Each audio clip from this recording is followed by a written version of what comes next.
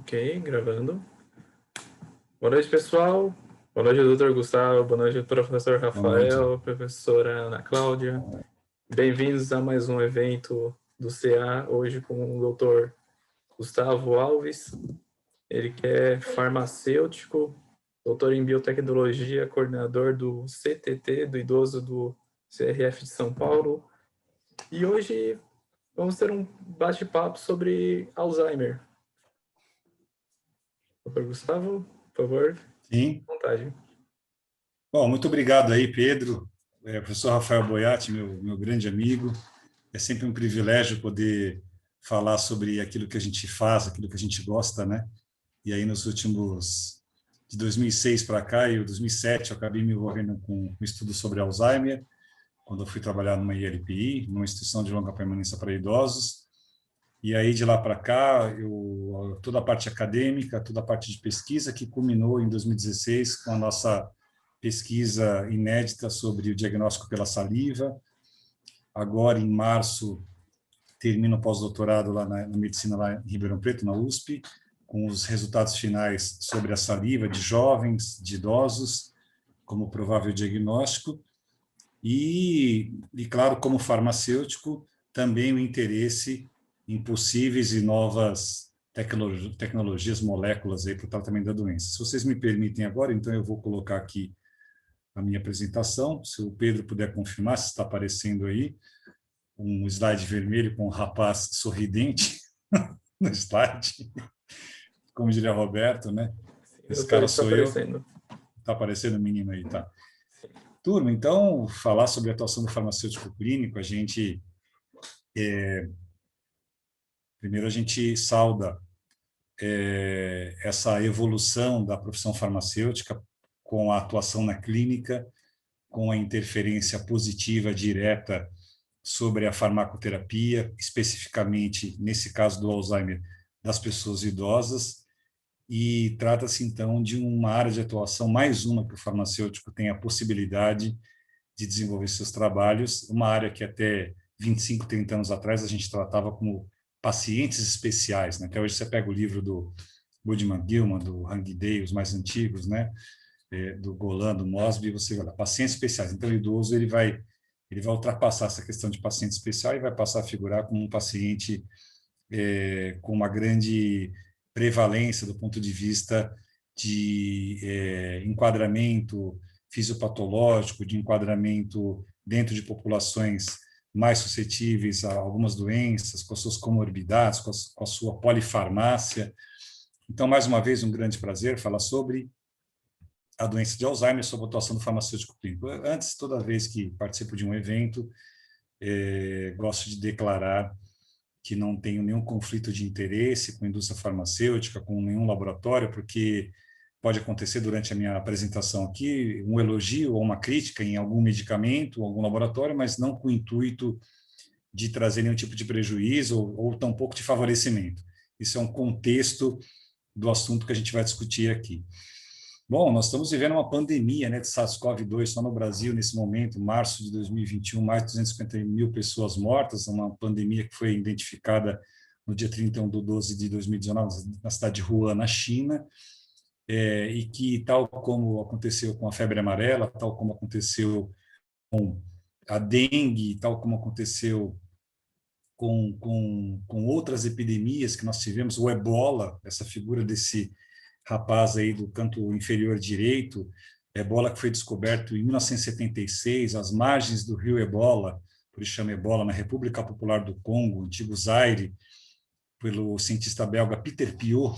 Quando ele viu uma pessoa com ebola, ele disse: quem tem ebola morre antes de morrer, né? Tal é a agressividade dessa doença. Mas se a gente pensa em ebola, se a gente pensa em dengue, se a gente pensa em H1N1, se nós pensamos em febre amarela, nós estamos pensando em pandemias, em epidemias que têm um agente etiológico que é capaz de participar ativamente do spread, aí, da transmissão, do espalhamento da doença. A doença de Alzheimer, ela é uma pandemia. Ela é uma epidemia, aliás, ainda não é tomara que não seja uma pandemia, mas ela é uma epidemia. E por que ela é uma epidemia? Porque ela tem a característica de alta prevalência, alta incidência. Esses números são cada vez mais alarmantes, são cada vez mais importantes. Eu vou passar alguns aqui, como é o caso dos Estados Unidos, o Brasil, e ainda assim não tem um agente transmissor, mas podemos considerar assim como uma epidemia. Em 2000, a partir de 2000, nós passamos a ter algumas mudanças importantes nas 10 maiores causas de morte no mundo. Reparem que até o ano 2000, o top 10 aí de mortes, de causas de morte no mundo inteiro, tinha como 10º as mortes nas estradas e primeiro o infarto agudo do miocárdio, o AVC, depois as doenças respiratórias. Nós tínhamos a AIDS, né? A AIDS ocupando aí o 7º lugar entre as 10 causas de morte. A AIDS, que no auge, lá, entre 85 e 95, ela matou quase 3 milhões de pessoas, 3 milhões de pessoas por ano, e hoje ela mata só, entre aspas, 800 mil, que nós tivemos o advento dos inibidores de protease, dos inibidores da transcriptase reversa, então o saquinavir, indinavir, o 3-TC, o efavirenz, o AZT, que era já uma molécula usada desde os anos 70, mas para cancro, e aí a gente começou a fazer off-label para AIDS, e assim, e às vezes até faço uma brincadeira, quer dizer, não é uma brincadeira lá muito interessante de se fazer a todo momento, mas eu comento que por um gapzinho aí de 7 ou 8 anos, nós provavelmente teríamos tido a possibilidade de dar uma sobrevida ou de recuperar a saúde de Renato Russo, de Cazuza, de Fred Mercury, de tantas pessoas famosas que foram com a AIDS, coisa que, por exemplo, o Magic Johnson conseguiu. Ano passado não, ano retrasado, ano passado não teve nada, em 2019, eu estive no Congresso de Farmácia Clínica da Sociedade Americana de Farmácia Clínica, sou associado, tenho ido todos os anos, e nós tivemos lá como keynote speaker, né, o cara que faz a abertura do congresso, o Magic Johnson, e ele lá gozando de uma saúde muito boa, com AIDS, a gente não fala mais sobre o positivo, né? E graças à tecnologia. E você veja, então, agora em 2016, dentre as 10 maiores causas de morte no mundo, já figura em 5º lugar a doença de Alzheimer. Ela nem aparecia no ano 2000, e de repente surge a doença de Alzheimer. Lembrando que a gente atribui a doença de Alzheimer, porque as pessoas não morrem de Alzheimer. A maior causa de morte relacionada a Alzheimer ou são os problemas respiratórios, muito em virtude dos problemas de deglutição, da broncoaspiração, das disfagias que o idoso apresenta, e depois os problemas renais e cardiovasculares vêm na sequência. Então, a doença de Alzheimer já aparecendo aí em 2016, agora em 2020, 2021, nós teremos a divulgação de um novo relatório estatístico das 10 causas maiores de morte, e Alzheimer certamente vai continuar em 5º, se é que não vai subir para 4º lugar, e a gente vai ter também o aparecimento aí do SARS-CoV-2, sem dúvida alguma, né? Veja os dados. Ano passado nós tivemos, poxa, toda hora a gente confunde o ano porque essa coisa da pandemia. Ano passado o nosso congresso foi em Amsterdã, então a gente acabou tendo a nossa participação, eu fiz uma palestra remota, mas em 2019, que foi em Los Angeles, esses números são números bem atuais que foram apresentados pela Alzheimer Association, a americana, onde hoje nos Estados Unidos nós temos um diagnóstico de Alzheimer a cada 66 segundos. É a 6ª causa de morte. Mata mais do que, se você somar câncer de mama e próstata, Alzheimer mata mais gente do que a soma de mama e próstata nos Estados Unidos. Acomete mais as mulheres, aí as razões, eu vou falar um pouquinho mais sobre isso lá na frente. Então, é uma doença que tem nós gastamos hoje, para vocês terem uma ideia, alguma coisa perto de 250 bilhões de dólares só nos Estados Unidos para tratar Alzheimer. Esse número, em 2050, ele vai ser de 1,1 trilhão de dólares. Só para você ter uma ideia, que dinheiro é esse em 2050?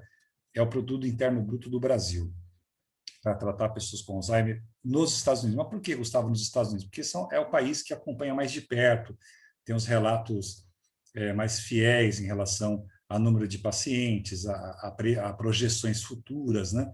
No Brasil, nós temos hoje 27,5 milhões de idosos, não é de Alzheimer, não, tá? 27,5 milhões de idosos. Desse total, o número aproximado, já que o nosso último dado era de 2016, que dizia que tinha 1.200.000, mas hoje, 5 anos depois, acredita-se que nós tenhamos hoje no Brasil 2 milhões de pessoas com Alzheimer. Então, em 2016 era 1,2 milhão, o número fornecido pela Abras, Associação Brasileira de Alzheimer, e hoje acredita-se que esse número seja de 2 milhões. O fato mais alarmante nesses 2 milhões de brasileiros com Alzheimer é que metade não sabe que tem a doença, porque a doença de Alzheimer ela cursa no início com uma sintomatologia clínica muito complexa que se parece com outras doenças.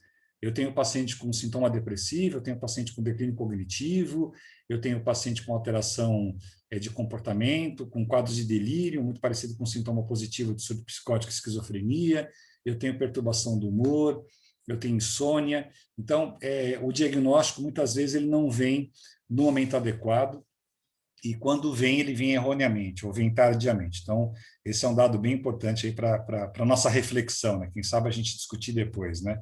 Veja a pirâmide populacional, né? Quando eu faço a palestra para falar de idosos, né? Não especificamente aqui sobre Alzheimer, eu coloco sempre antes dessa figura aqui, eu coloco a foto do Pelé fazendo o 1000º gol, né? Lá no dia 19 de novembro de 1969, lá no estado do Maracanã, contra o goleiro Andrada, do Vasco da Gama, 32 minutos do segundo tempo, quando o Pelé pega a bola, vai no meio do campo, a imprensa mundial invade o campo, põe o microfone dele na boca dele, Pelé, você quer falar alguma coisa? Tal, 1000º gol, o mundo estava esperando. Aí o Pelé diz, né, o Brasil precisa cuidar das suas criancinhas, né? Então, aquele momento, 1969, 1970, é o momento que o Brasil tinha uma pirâmide populacional, como vocês estão vendo aí do lado esquerdo, com a base toda formada por pessoas mais jovens, por crianças, os idosos lá no topo. Os idosos representavam muito pouco, porque nos anos 70 a expectativa de vida ela não ultrapassava os 60 anos. Hoje no Brasil, com toda essa problemática que nós temos aí de acesso à saúde, de desemprego, de problemas de desnutrição e etc., a população pobre, carente, a expectativa de vida no Brasil hoje é 75,8 anos. As mulheres vivem em média 6 anos a mais que os homens. As mulheres vivem em média 79, os homens vivem em média 73. Na média, 75,8. No Maranhão, a expectativa de vida é de 69 anos, Santa Catarina é de 79 anos. Então, comparar acesso à saúde, a questão sanitária, tratamento de água, educação, no Maranhão com Santa Catarina, a expectativa de vida é um pouquinho maior, 10 anos a mais. Veja essa pirâmide populacional do lado direito, que foi agora em 2018. Olha como mudou a distribuição etária da população brasileira. Isso acontece no mundo inteiro, né?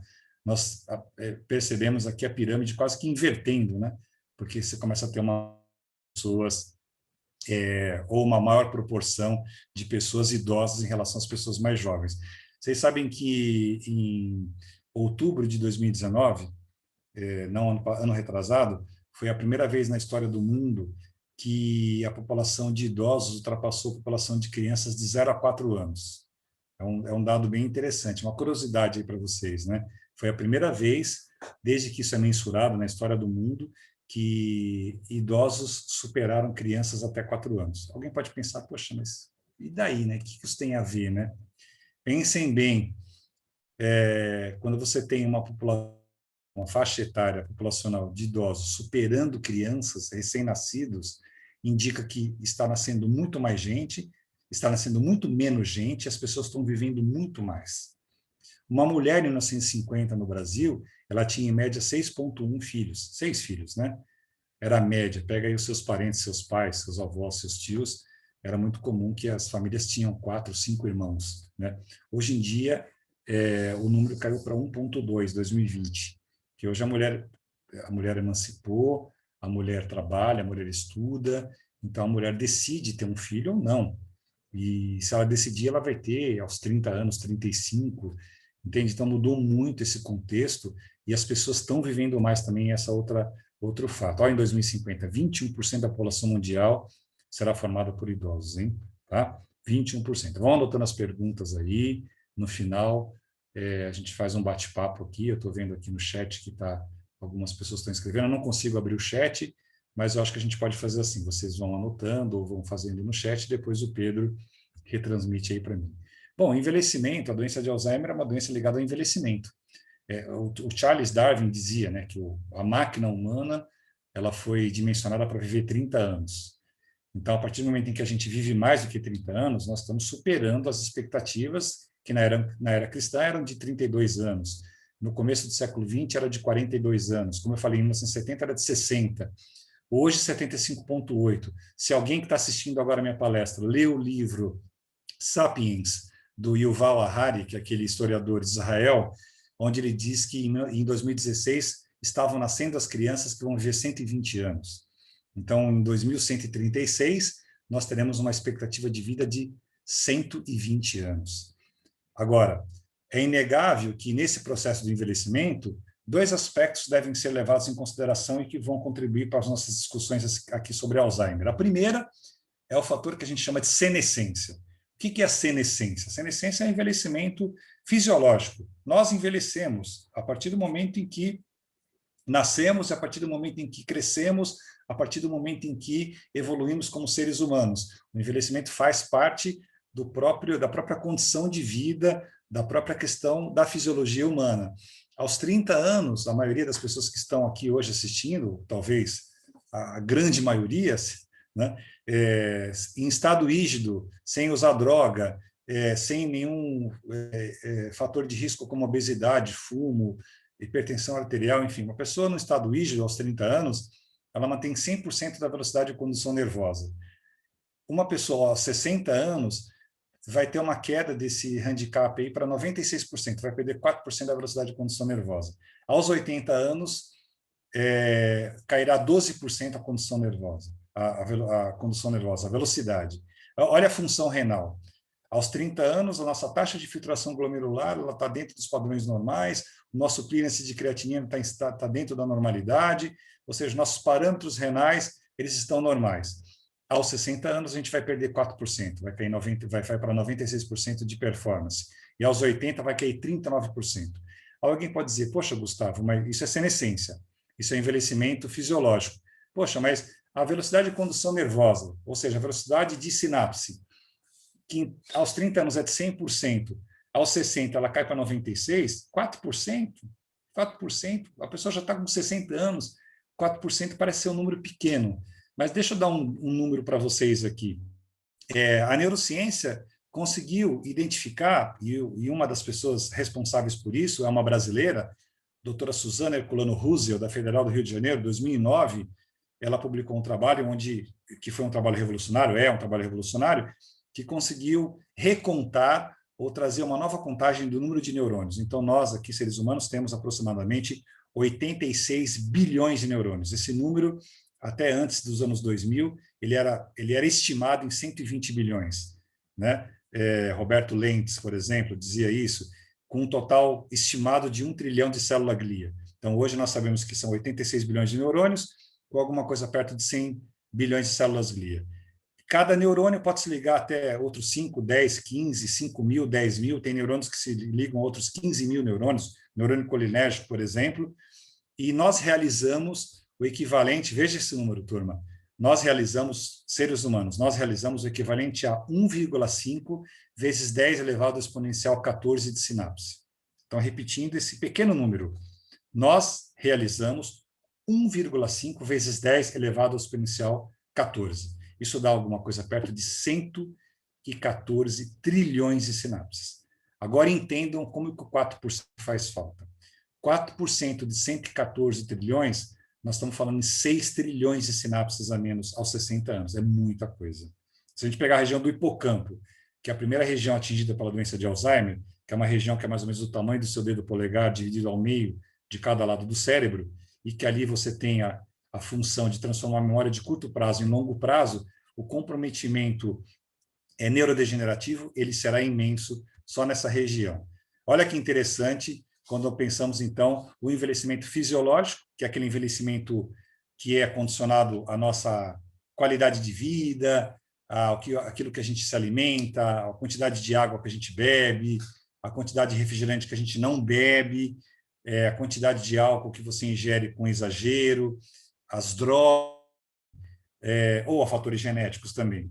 E o envelhecimento patológico, que é aquele envelhecimento que tem um decaimento maior, onde as funções cognitivas elas são perdidas mais precocemente, e esse envelhecimento patológico ele está relacionado às demências. E quando a gente fala em demência, a primeira demência que vem à nossa cabeça é a demência de Alzheimer, mas existem outras demências que a gente vai discutir aqui. Então, a senescência e a senilidade. A senescência, o envelhecimento fisiológico, e a senilidade, o envelhecimento patológico. Olha que interessante esse envelhecimento fisiológico. O que acontece com o idoso, por exemplo, com relação à absorção de nutrientes, medicamentos e outros produtos. O idoso ele tem, do ponto de vista farmacocinético, o aumento do pH gástrico, então, o aumento do pH estomacal, uma queda da motilidade gastrointestinal e um estreitamento e redução da superfície de absorção, ou seja, há um prejuízo na absorção de nutrientes, vitaminas, alimentos, inclusive medicamentos também. Uma das questões mais comuns no idoso, por exemplo, no envelhecimento senescente, é o déficit da absorção de vitamina B12, que leva a um declínio cognitivo leve, a gente chama de MCI, né? O Mild Cognitive Impairment, que muitas pessoas dizem, então isso é Alzheimer, pouca B12 é Alzheimer, lá no Facebook, né? As pessoas escrevendo isso. Não, pouca B12 não causa Alzheimer. Pouca B12 causa declínio cognitivo leve, Mild Cognitive Impairment, que é uma característica do Alzheimer. Assim como a doença de Alzheimer pode levar a quedas bruscas de absorção de B12, ou ela combina, pode levar não, ela combina com quedas bruscas de B12. Distribuição, nós temos redução do peso corporal, nós temos diminuição da massa magra, nós temos aumento do tecido adiposo, nós temos redução da proteína plasmática albumina, consequentemente os fármacos vão ter uma quantidade menor de sítio de ligação, vai ficar muito fármaco livre, pouco fármaco ligado, isso pode trazer aumento de toxicidade. Nós temos redução do volume do fígado, nós temos alteração da fração microsomal hepática, CYP450, consequentemente os fármacos podem produzir mais ou menos metabólito. Nós temos alteração de fatores de excreção, como, por exemplo, redução do fluxo sanguíneo do renal, redução da taxa de filtração glomerular. Isso vai trazer problemas, por exemplo, com fármacos de índice terapêutico baixo, a absorção vai trazer problema com benzodiazepínico, a distribuição vai trazer problema com benzodiazepínico, absorção com B12, e o metabolismo com redução do fluxo sanguíneo e a excreção com as drogas de baixo terapêutico. Bom, as principais doenças dos idosos, estamos caminhando lá para falar do Alzheimer, tá? As principais doenças dos idosos, as doenças cardiovasculares, as doenças respiratórias, DPOC, enfisema, veja aí, por que a gente discute tanto a suscetibilidade do idoso frente ao SARS-CoV-2 e ao Covid-19? Porque o primeiro local onde a proteína spike, aquela proteína S, que toda hora aparece na televisão, lá do vírus, se liga, é o receptor de enzima conversora de angiotensina, o ACE, que fica na ponta do alvéolo. E aí essa ligação do vírus na ponta do alvéolo, consequentemente, vai reduzir troca gasosa e vai alterar a tensão superficial alveolar. Por isso que é uma doença, a princípio, respiratória, mas depois a gente sabe que vai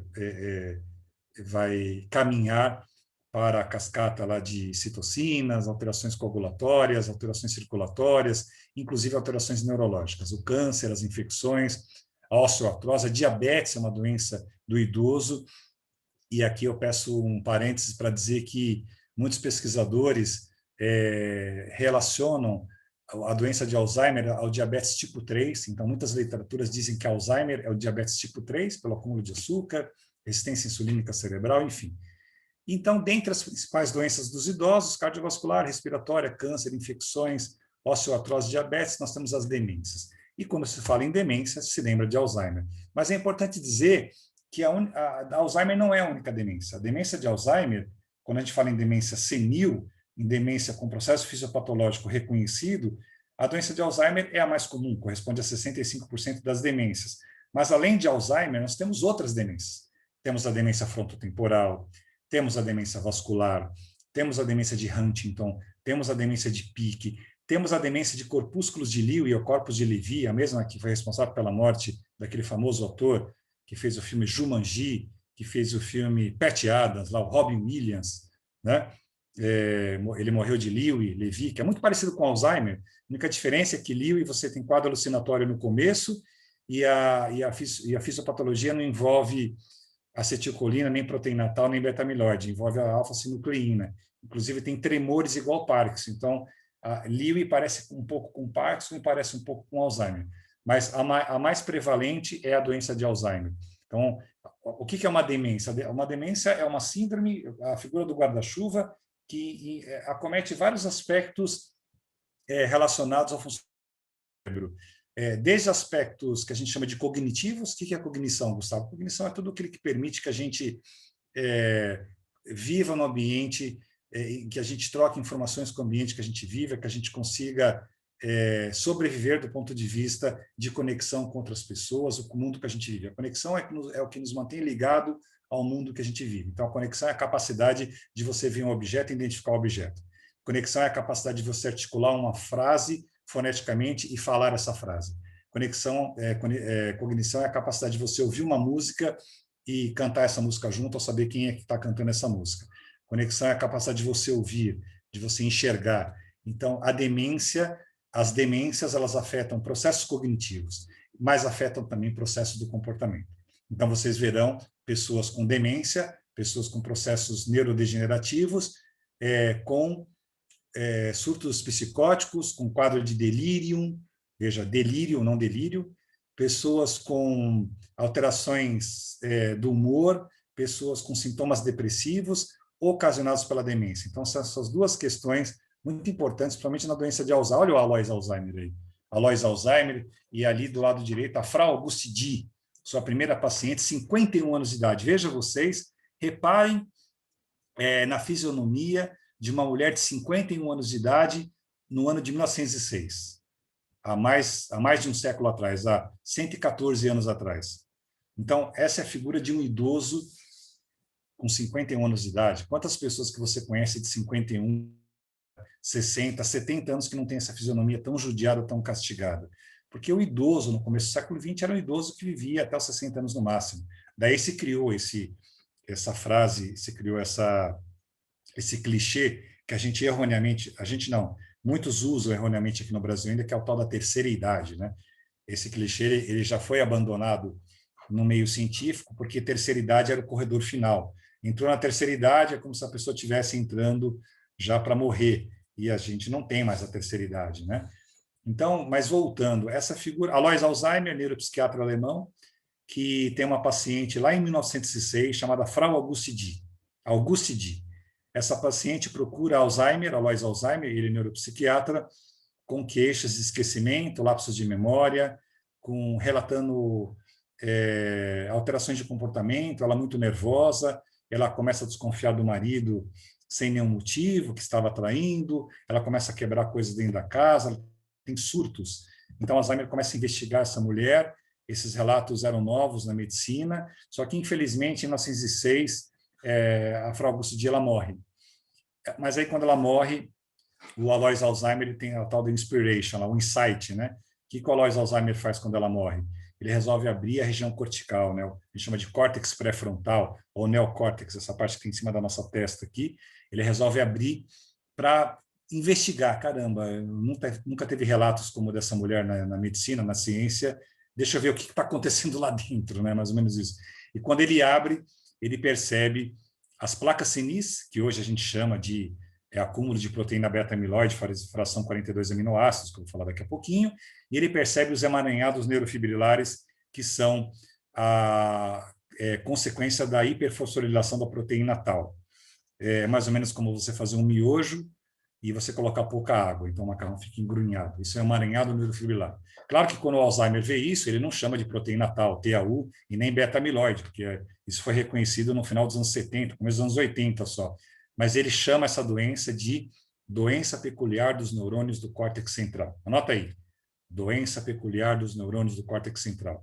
Ele não chama de, olha, em minha homenagem, eu vou chamar de doença de Alzheimer. Não, ele não fez isso, assim como Parkinson, James Parkinson não fez isso em 1867, quando descobriu a doença dos tremores, que depois veio a chamar Parkinson.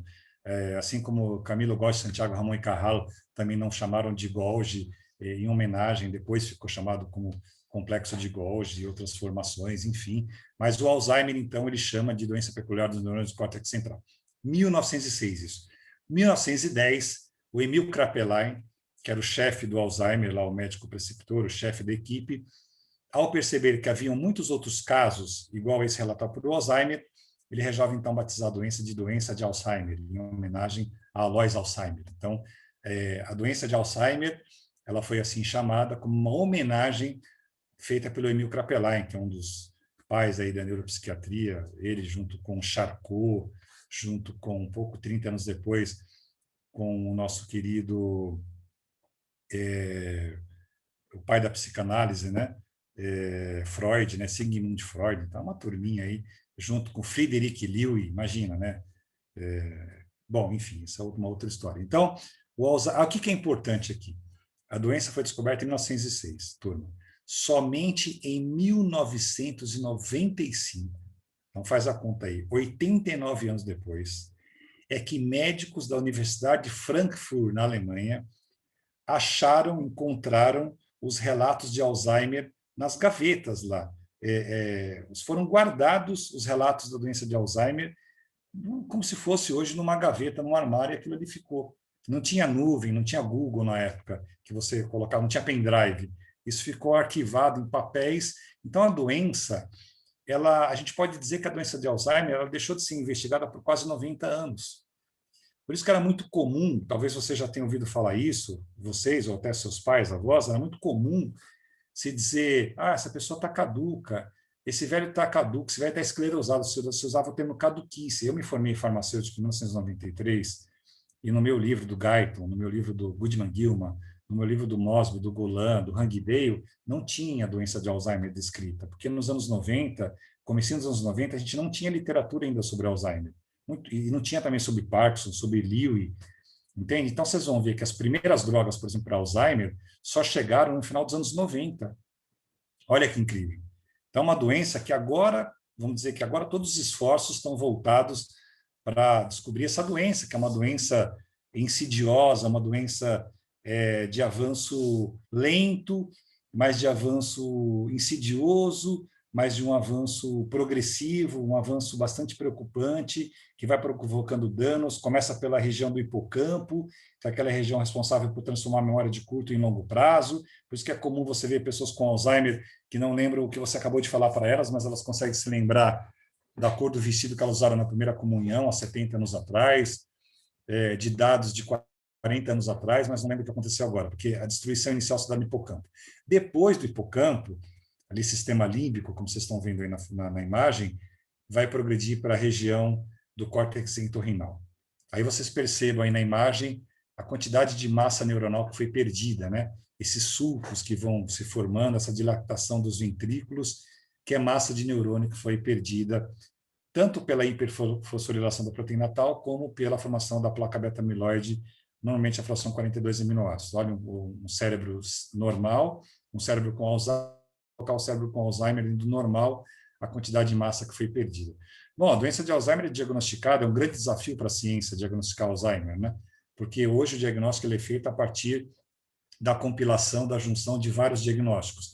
Normalmente, a gente tem aqui no Brasil uma portaria que é a portaria 13, que ela acompanha os guidelines aí do mundo inteiro.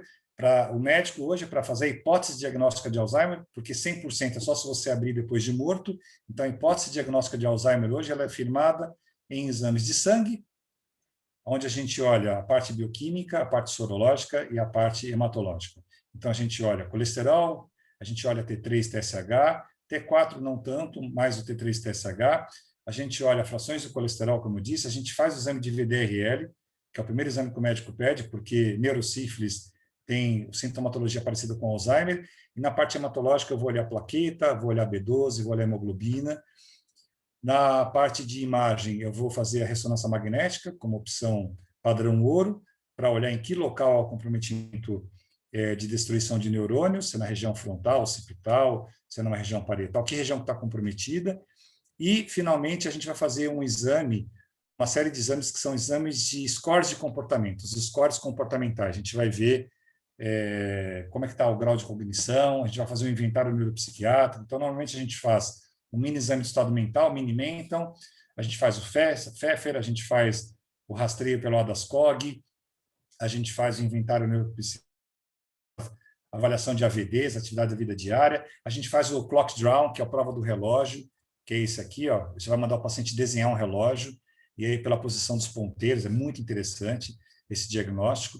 E os estágios, né? A doença que vai ter um curso aí de aproximadamente 10 anos e que tem estágios que vão do leve, do moderado até o avançado. No começo, a pessoa tem lapsos de memória, se perde em locais percebidos, depois recupera, tem alguma dificuldade para ouvir, para falar, para expressar, tem alguma dificuldade para fazer alguma atividade diária, mas faz. Num segundo estágio, essa pessoa começa a apresentar alterações de comportamento importantes, desde como se portar em locais sociais, às vezes falando palavrão, essa pessoa ela começa a ter dificuldade de manejar o próprio dinheiro, ela começa a ter dificuldade de lembrar fatos que aconteceram recentemente, ela começa a ter quadros de alucinação, e aí num estágio mais avançado é quando nós temos, então, o indivíduo já, a conexão foi cortada com o mundo exterior, né? Então ele já está usando fralda, já está usando sonda, e não reconhece mais ninguém. Então, é um momento aí final da doença, né? Durante alguns anos, eu fiz parte de um grupo de voluntariado, que existe até hoje, né? Lá no IPQ, no Instituto de Psiquiatria da Faculdade de Medicina da USP, ali na doutora Arnaldo. Então, todos os prontuários de pacientes com demência passavam por nós, Alzheimer passavam por nós. Então, eu fiz uma coletânea, né, das frases mais comuns que eu encontrava em prontuário, eu como farmacêutico, pessoas que se esqueciam constantemente o fogo aceso, pessoas que constantemente esquecem o ferro de passar ligado. Sei que muita gente está dizendo, mas eu esqueço às vezes, mas aqui é com frequência. As pessoas, no estágio inicial de Alzheimer, elas começam a guardar objetos em locais totalmente inadequados, como guardar café na geladeira. Uma vez a gente viu lá uma senhora que guardou o sapato dentro da geladeira, guardou o leite da geladeira no guarda-roupa. Então, começa a ter uma confusão mental frequente. A pessoa começa a perder interesse por coisas que ela sempre gostou de fazer, e com conversas banais, conversas medíocres. Eu sei que hoje em dia, infelizmente, isso é um pouco normal, né? Conversas banais e medíocres, mas no idoso com Alzheimer começa a acontecer com muita frequência. Se perde dentro de casa. Não sei se alguém aqui assistiu aquele filme Still Alice, com a Julianne Moore, Para Sempre Alice, que conta a história de uma professora de 54 anos com Alzheimer. Se bem que ali ela tinha a DAF, né, que é a doença de Alzheimer familiar, que é a genética, e ela se perde dentro da casa dela, ela acaba urinando urinando ali na calcinha, né, no meio da sala, porque ela não sabia onde era o banheiro da casa dela. E, assim, é muito triste, né? A pessoa põe um sapato de cada modelo, porque ela tem dificuldade de tomar decisões, coloca uma calça por cima da outra, coloca uma camisa por cima da outra, vai às vezes, só não vai almoçar muitas vezes o jantar, porque tem a questão da saciedade. Então, é uma confusão mental muito grande aí. Olha os sintomas, né, que eu estava dizendo agora há pouquinho, os sintomas mais comuns, né? A causa do envelhecimento, fatores do ambiente que podem contribuir, como estresse, como eu vou falar daqui a pouquinho, questões de hipertensão, obesidade, o fumo, etc. Os sintomas da perda da memória, a incapacidade de realizar tarefas normais, que começam com o simples fato de cozinhar, de colocar a chave na fechadura da porta, depois não consegue escovar o dente, não consegue tomar banho, não consegue fazer a sua própria higiene, a incapacidade de reconhecer os parentes mais próximos, né, a esposa, o marido, os filhos, os amigos, irritação súbita, e aí, quer dizer, isso vai evoluir depois para um quadro mais avançado, como nós já dissemos aí anteriormente, né? Quais são os fatores que a gente pode relacionar, fatores de risco? Então, qual é o maior fator de risco para Alzheimer hoje é o envelhecimento. Ou seja, quanto mais a pessoa envelhecer, mais chance ela vai ter de ter Alzheimer. Dos 60 até os 70 anos, fazendo uma média, essa possibilidade de ter Alzheimer é de 0,7%, não chega a 0,8%, é muito pequena. Mas dos 70 anos em diante, e principalmente a partir dos 85, vai para um exponencial aí de quase 50% de chance. Então, quanto mais... Gustavo, mais alguém pode ter Alzheimer antes de 60? Se for DAF, pode. Mas corresponde a 1%, 2%. Diabetes. Bom, as mulheres têm maior incidência de Alzheimer do que os homens. A primeira razão, e a mais fácil para explicar isso, é pela questão do envelhecimento. As mulheres vivem mais do que os homens. Acabei de falar no início da palestra, as mulheres vivem mais do que os homens. Mas há também uma questão relacionada, isso foi descoberto há 3 anos atrás, exatamente de 2019 para cá, de que as regiões onde há a maior concentração de proteína tal são regiões em que as mulheres têm maior expressão dessa proteína.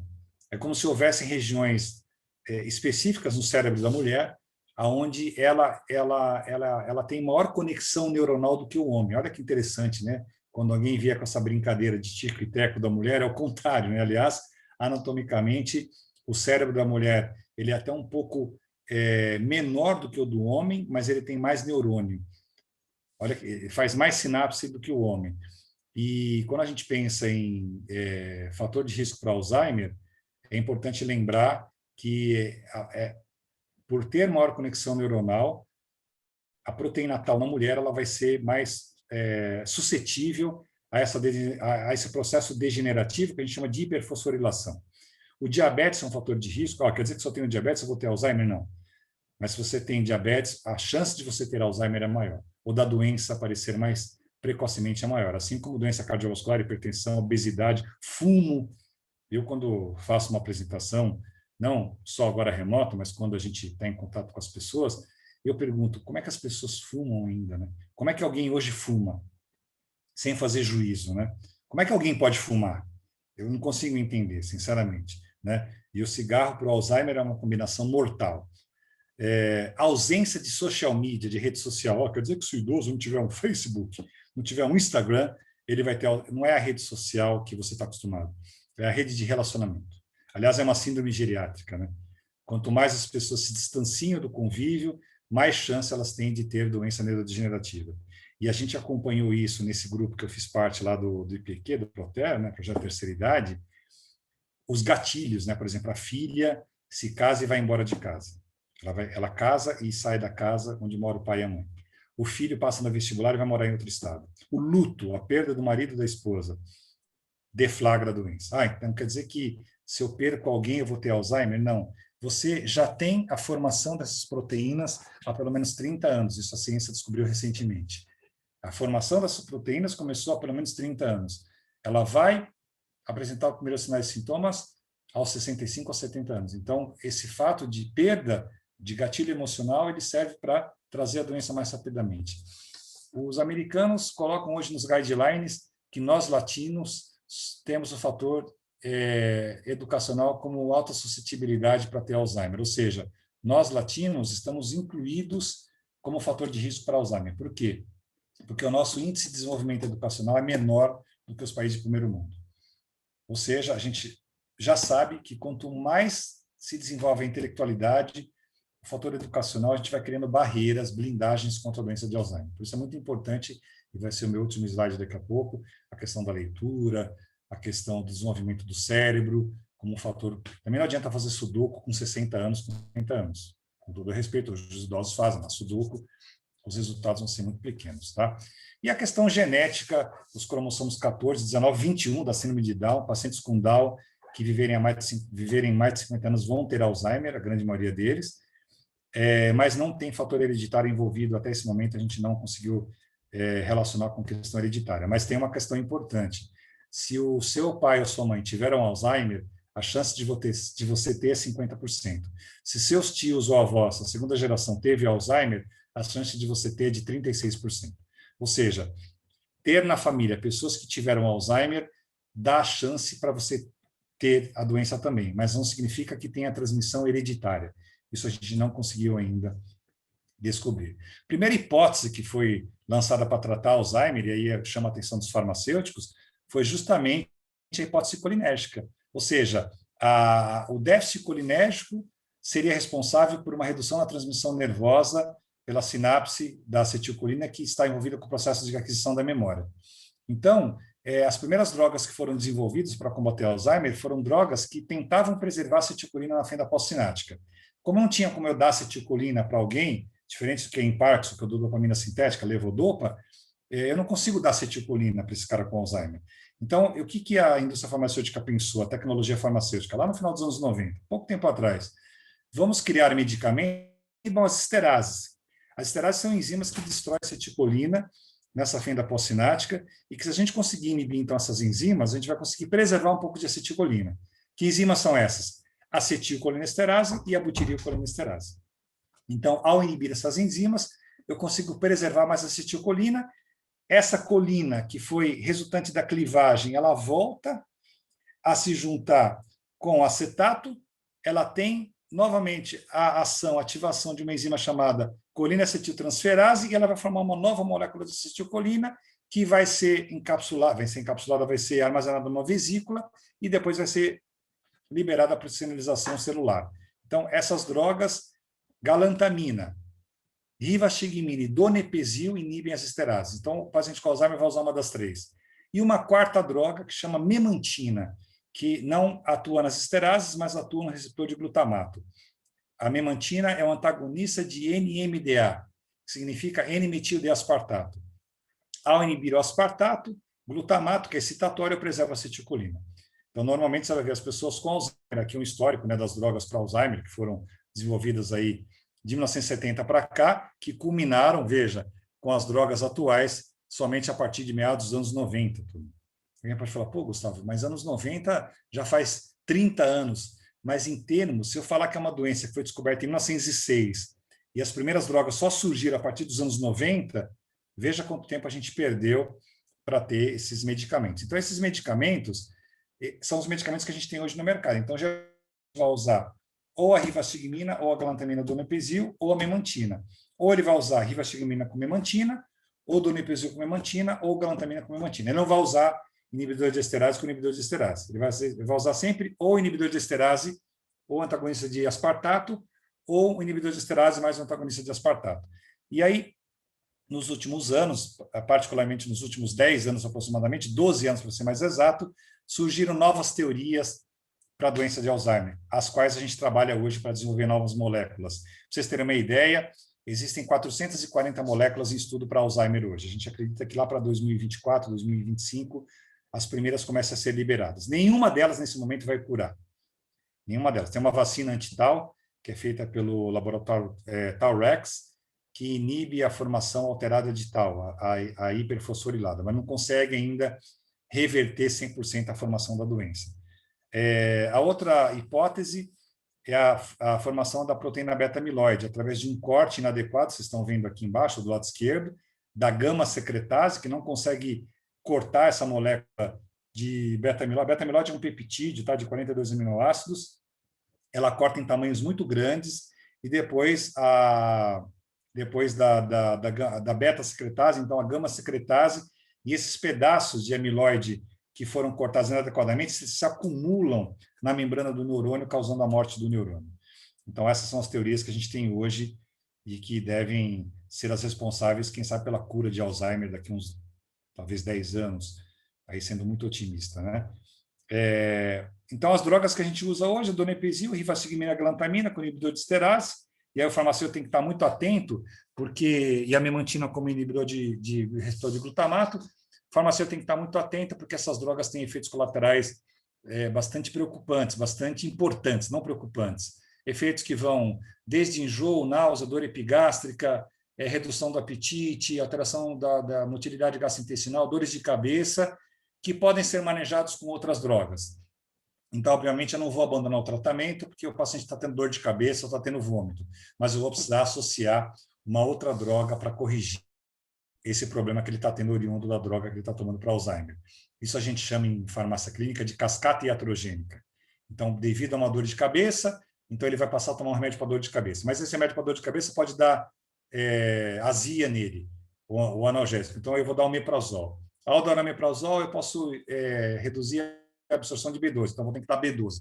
Então, e aí você vai pensando em outras drogas, por exemplo, nos remédios que vão facilitar o trânsito intestinal, como Frutalax, Tamarine, e esses remédios aí que têm ação catártica ou têm ação laxante, para melhorar a performance gastrointestinal, porque ele tem muita constipação.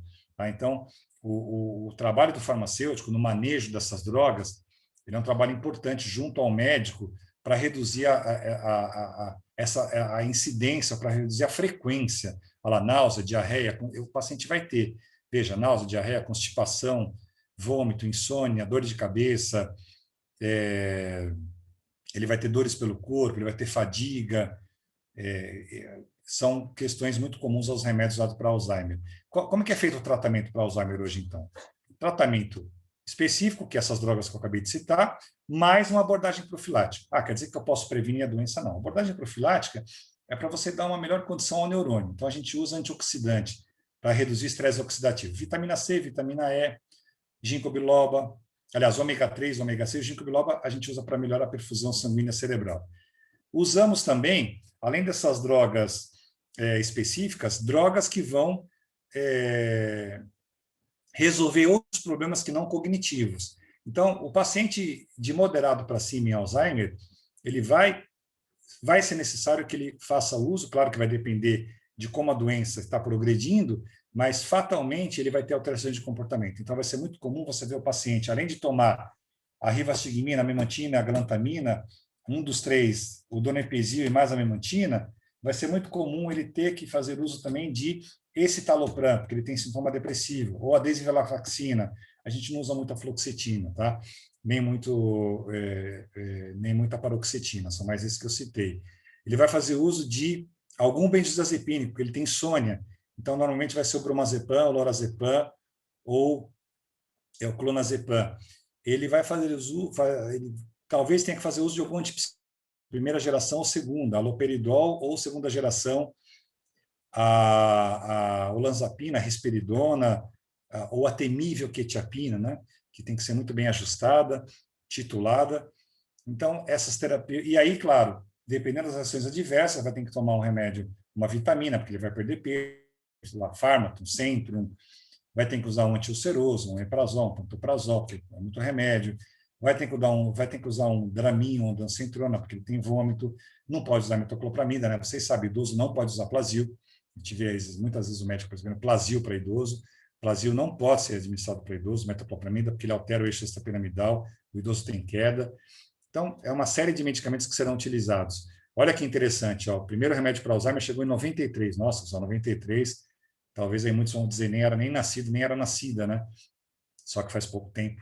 Na evolução da doença, se a gente pensar que a primeira droga de uma doença que foi descoberta em 1906 só surgiu em 1993, só foi surgir em 1993, é o que eu estou dizendo para vocês agora há pouco. Tá? A atuação do farmacêutico em pacientes com Alzheimer, monitoramento dessas drogas, das doses, das reações adversas, trabalhar em equipe, então você, estudante, vai ter que trabalhar, muito importante, farmacêutico não pode ser aquele farmacêutico que fica isolado lá na salinha dele. Eu chamo de farmacêutico oxigênio, né? Todo mundo sabe que ele existe, mas ninguém nunca viu. Tem que ser aquele farmacêutico que interage com a enfermagem, com o médico, com o fonoaudiólogo. Eu trabalho com idosos e na nossa equipe tem lá 8, 10, 15 profissionais, tem educador artístico, tem assistente social, psicólogo, quer dizer, trabalhos importantíssimos que esses. Imagina o papel do fonoaudiólogo para um paciente com Alzheimer, para ele deglutir corretamente. Imagina o papel do fisioterapeuta no paciente com... Imagina o papel do farmacêutico, o papel da nutricionista. Pastoso, ele tem dificuldade de engolir, ele pode engasgar, reduzir a cascata iatrogênica, avaliar a farmacoterapia, os quadros de delírio, que infelizmente serão muito comuns. Então, se por um lado você tem que usar para o delírio um antipsicótico, o antipsicótico tem como principal reação adversa aumentar o declínio cognitivo. Então, a gente fica entre a cruz e a espada ali, né? Orientar os cuidadores. Quem é que cuida dos pacientes com Alzheimer? A família, ou o cuidador profissional.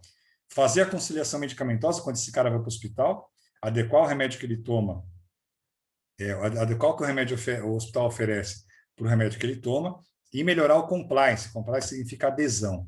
Você que vai trabalhar com um idoso, com Alzheimer, você vai trabalhar no hospital, vai trabalhar na instituição de permanência para idosos, na ERPI, vai trabalhar na casa dele, no home care, na farmácia, na drogaria, ou mesmo no ambulatório. Esses aqui são alguns trabalhos que o nosso grupo tem feito. Eu trabalho com biomarcador salivar, a nossa pesquisa foi feita com o diagnóstico pela saliva, mas temos um trabalho feito com curcumina, que é a cúrcuma longa, né? Aquela pimenta, aquela especiaria, que tem uma ação anti-inflamatória e uma ação que combate estresse oxidativo, assim como o resveratrol.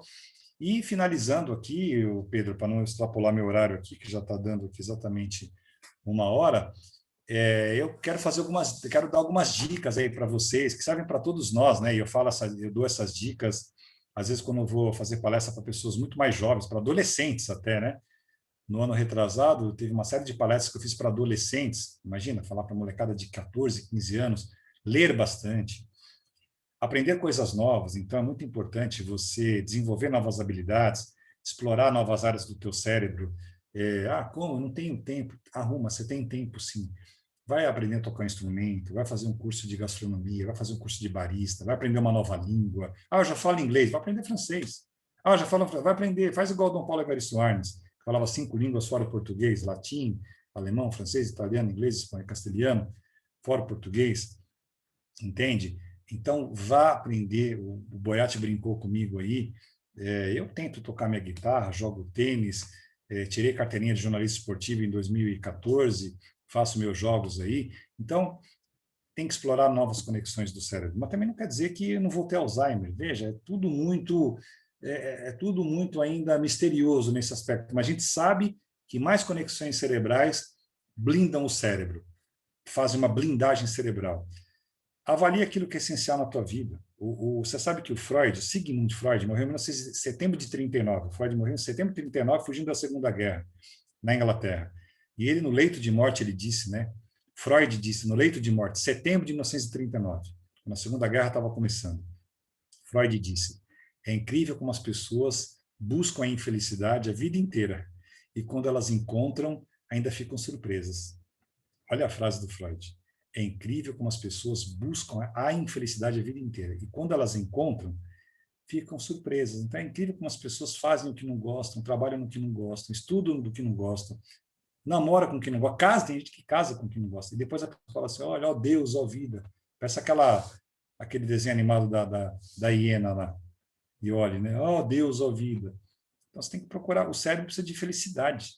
O cérebro precisa de felicidade. Tá? Cultive as amizades. Nesse momento de pandemia, é super importante. Descubra o que te dá prazer, durma bem. O ideal são 8 horas. Gustavo, que seja 6, então. Durma. O sono para o cérebro é fundamental. O sono para o cérebro é o momento que o cérebro oxigeniza. Ele elimina toxinas, é quando você está dormindo. Tá? Alimente-se com qualidade. Faça exercício. Vocês viram o trabalho do pessoal da Federal do Rio de Janeiro, 2017, com a irisina, o hormônio irisina. Ele é produzido durante a atividade aeróbica e ele aumenta a massa branca. Então, praticar atividade física aumenta a massa branca cerebral. Claro que moderada, não adianta você fazer 4 horas de esteira todo dia e falar, o Gustavo disse que eu vou aumentar minha massa branca, fazer 4 horas de esteira. Então, ataque cardíaco. E eu nem vou falar mais de cigarro, que dá até raiva. Diga não ao fumo. Isso aqui é o nosso pessoal. Eu estou fazendo lá o pós-doutorado na medicina lá em Ribeirão Preto, na USP.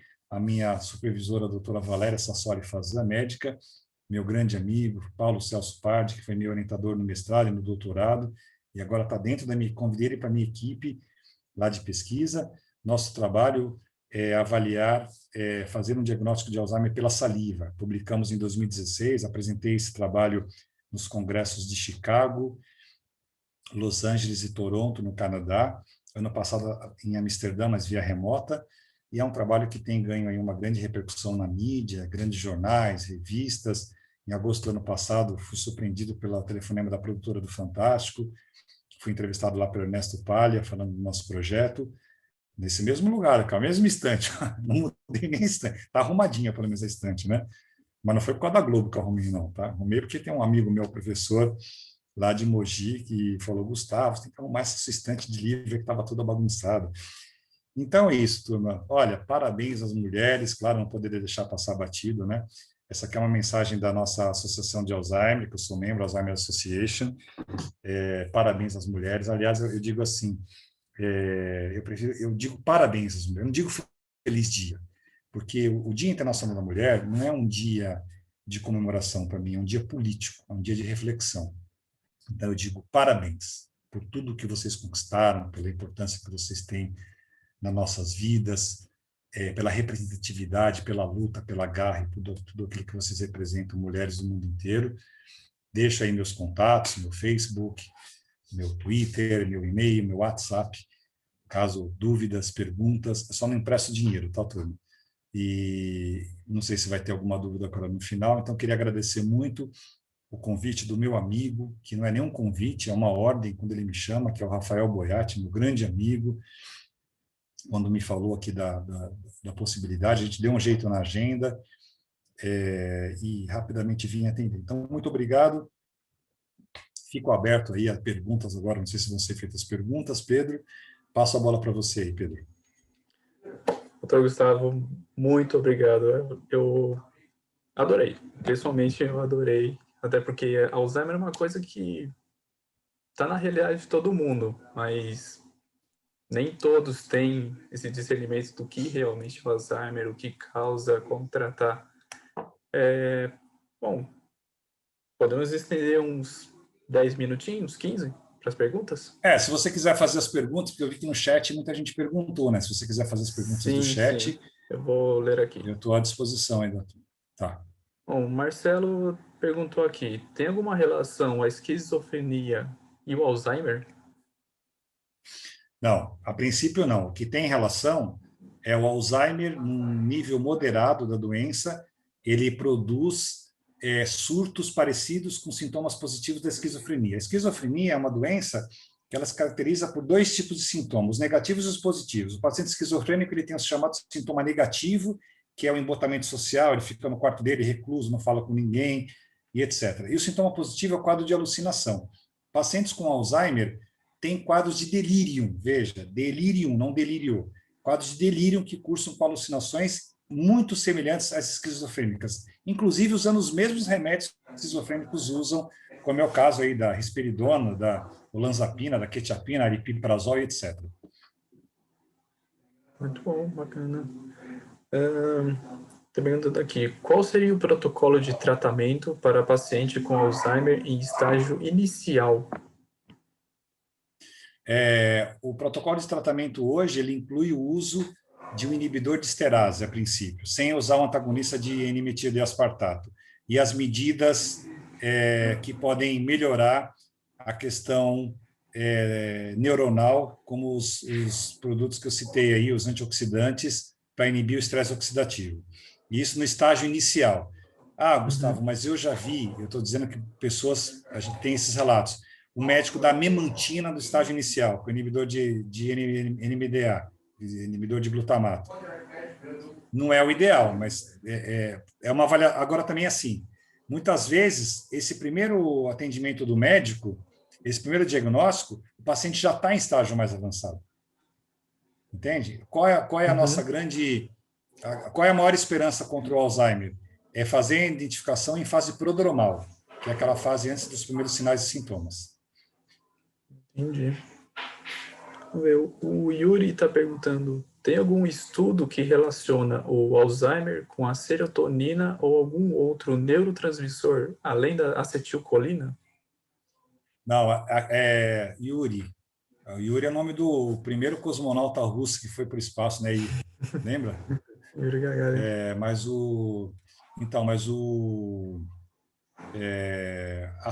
Esses neurotransmissores, serotonina, acetilcolina, dopamina, num primeiro momento, se correlacionava muito a doença de Alzheimer a esses neurotransmissores, né?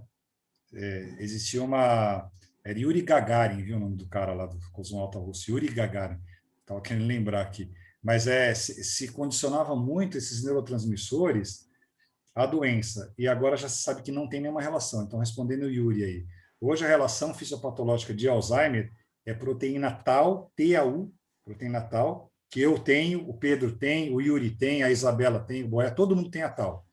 Só que a tau, porque a tau ela é responsável pela sustentação do microtúbulo, ela é importante para nós. Só que em pacientes com Alzheimer, essa tau ela hiperfosforila. Então, hoje se sabe que as razões são proteína tau e beta-amiloide. Muito bom.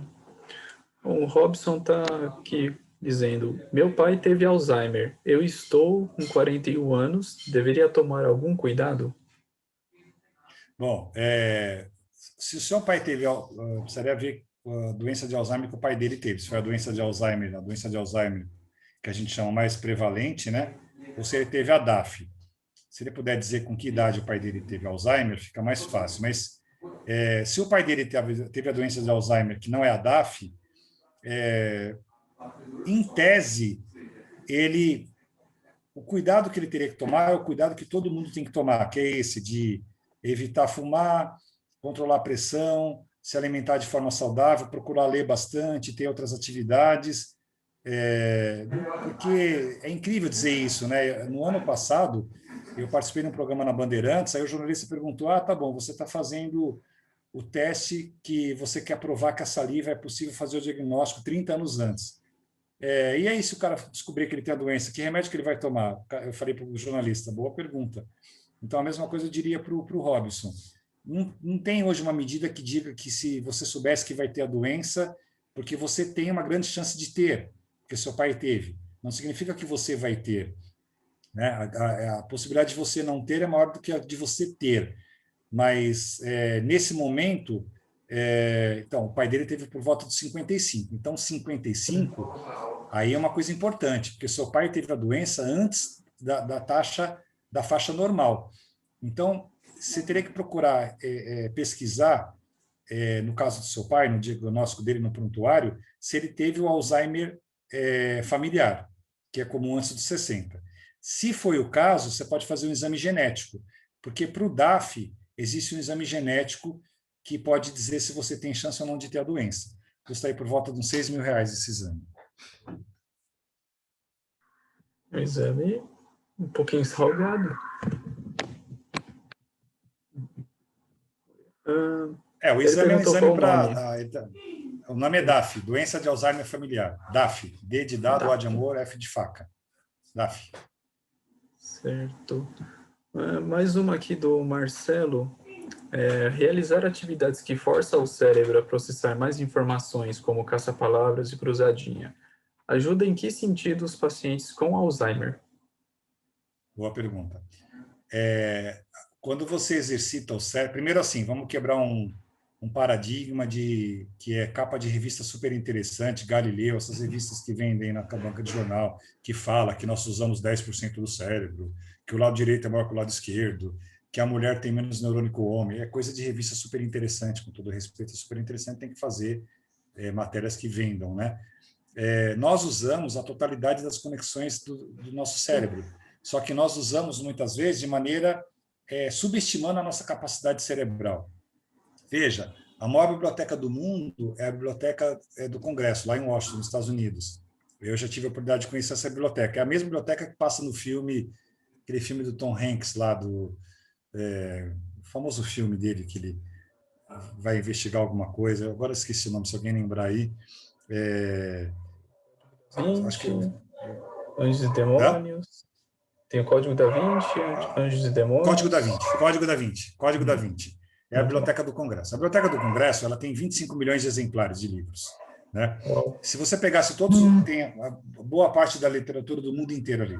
Se você pegasse todos os livros que tem na Biblioteca do Congresso e colocasse num arquivo de computador, ele consumiria o equivalente a 10 terabytes. 10 terabytes. Imagina o que é 10 terabytes. É arquivo que não acaba mais. O nosso cérebro tem a capacidade de armazenar 100 terabytes. Nós conseguimos armazenar 10 vezes a memória do mundo. Então, respondendo à pergunta que foi feita, quando você faz palavra cruzada, quando você lê um livro, quando você faz sudoku, enfim, quando você exercita o teu cérebro, você está formando novas conexões neuronais, que a gente chama de sinapses.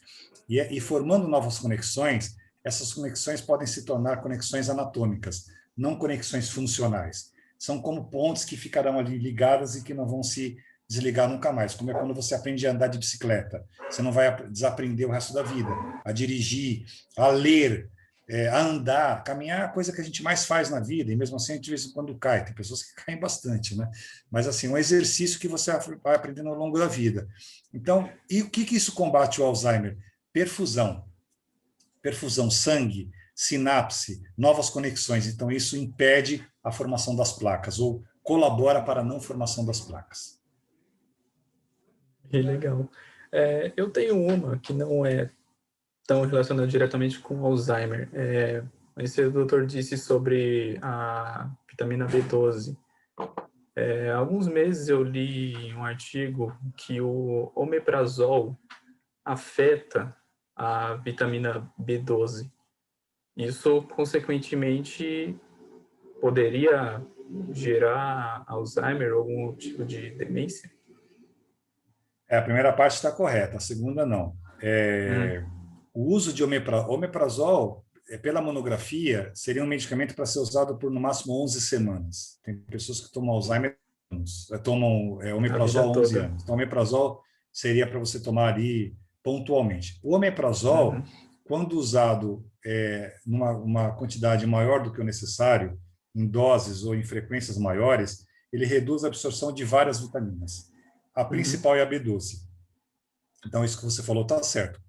Ao absorver pouca B12, a B12 está intimamente ligada com o processo cognitivo. Então, quando você ingere pouca B12, você tem declínio cognitivo por causa do déficit de B12. A gente chama de declínio cognitivo leve, DCL, que uhum. é a principal sintoma de Alzheimer. Mas uma coisa não tem nada a ver com a outra. O fato de ter pouca B12 não significa que você tem que ter Alzheimer. Agora, o que é muito interessante e curioso? Pessoas com Alzheimer têm baixo nível de B12. No meu Entendi. doutorado, a gente teve 120 pacientes com Alzheimer, 120. A maioria tinha déficit de B12. Bem interessante. Bom, vamos ver aqui. Não estou vendo mais nenhuma nova. Se alguém quiser fazer alguma pergunta, fique à vontade. Caso contrário, acho que podemos encerrar.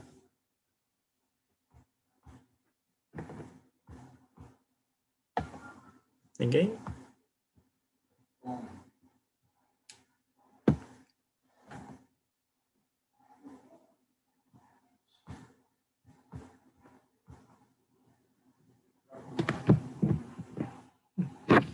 Bom, acredito que não.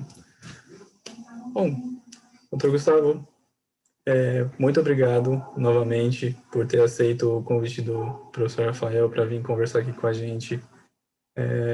Como eu falei, eu acredito que foi muito esclarecedor para todo mundo sobre isso e realmente só tenho a agradecer. Eu que agradeço. Muito obrigado e uma excelente noite a todos. Muito obrigado. Obrigado, Gustavo. Boa noite, Boa pessoal. noite.